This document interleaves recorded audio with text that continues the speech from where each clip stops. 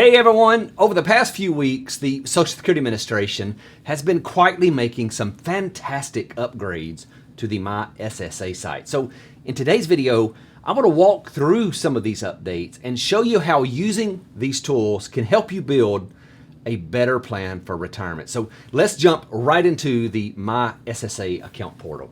Okay, so the first thing you want to do is go to SSA.Gov. And right there in the big calls to action, you're going to see online service or my Social Security. Either of those will take you to the same place where you can either sign in or sign up. And if you haven't signed up for an online account yet, please do so as quickly as possible. All right, and once you sign in, it's going to get a two-factor authentication code from you.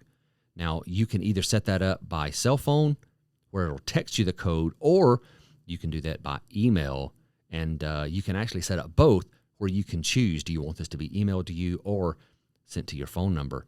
The only reason that I would select doing both is because in the case where you have a phone number that's disconnected or you lose access to your email, either one, you want to have that other option. So it should only take just a quick second for you to receive that code by text. It's going to be an 8-digit code, and submit. Then you simply agree to the terms of service, and you are in. All right, now there's a lot here that we could get in and talk about. Last week I made a video on the new Social Security statement. This is where you're going to check to see if you have the old version or the new version. If you still have the old version, don't despair.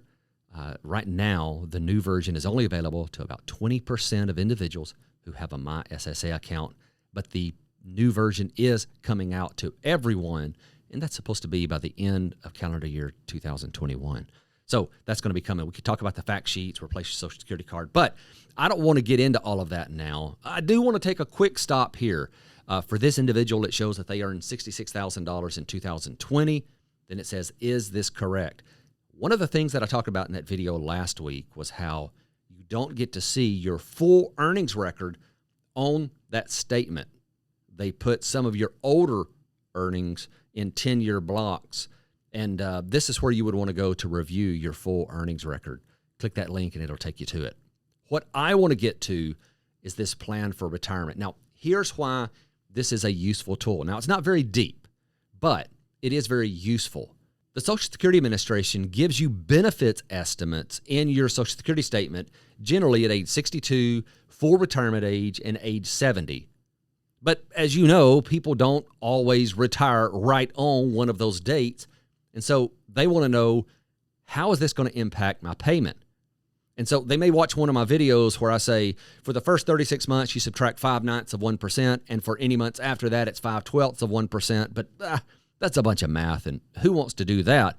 Now we have a tool where you don't have to do that. Let's say that your retirement age, instead of 67, you say, you know what? I want it to be 65 and 2 months.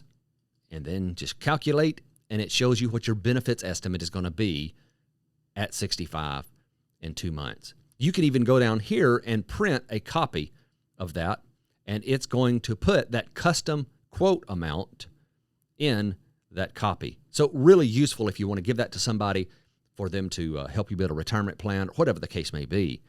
Really useful. You can also go down here to the slider and you go, oh, what happens if I wait one more month? It'll recalculate it, and now you can see that benefit increase there. The other thing that you can play with is your average future annual salary. Now, this only gives you the option to put in $1 amount, so the average that you expect to earn.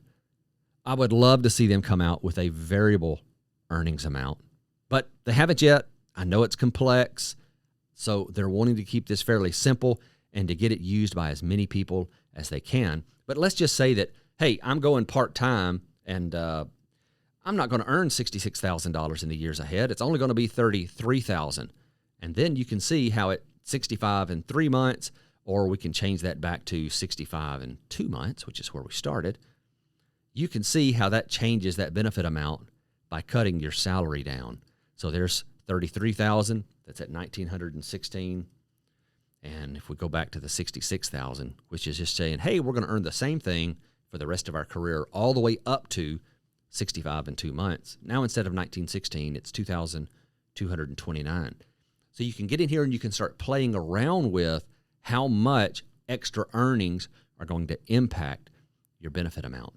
And then, of course, it'll show your full retirement age and delayed retirement credits. And then we have the include a spouse section. Now, this is really valuable for individuals who have a higher earning spouse.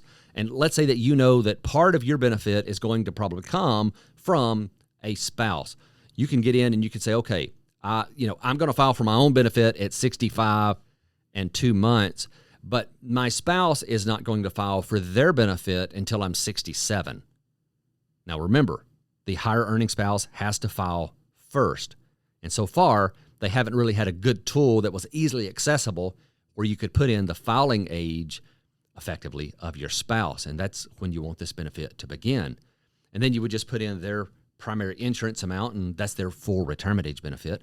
Let's say that it's going to be $3,000. Well, you can see that at full retirement age, when you are 67, that spousal benefit is only going to be $1,500, and your benefit's going to be $2,542. This isn't a perfect illustration of how those spousal benefits work, but it's pretty darn good, especially if you were an individual who had lower earnings. And then you could continue to play with this. You could move this down, and it's still going to show the spousal benefit amount and your benefit amounts in there as well. And in this case, the green line, which is going to be your benefit, is always above the spousal benefit, which simply tells you you're probably not going to qualify for a spousal benefit. So we can go back to this and say, don't include a spousal benefit. And we are back in here, and you can use this slider to experiment with different ages. I think this is going to be a fantastic tool for you to be able to get in and figure out exactly how much your benefit is going to be at certain dates. Now, remember, these are estimates. There's a few things that can change your estimates. If your earnings change in the future, cost of living adjustments, a number of different things. And so I've got videos on the channel that talk about how your benefit is calculated. If you really want to dive in and understand how these numbers all work with each other and work with your retirement age and your average future annual salary, especially if you have variable earnings, I'd encourage you to go out and check those videos out. Now, I know these tools aren't perfect. There's a lot of improvements that could be made, but these are definitely steps in the right direction. And as they continue to add new tools and make their current tools more functional, I'll be right here letting you know about them. So if you haven't already, be sure to subscribe and hit that notifications bell too. Thanks so much for watching.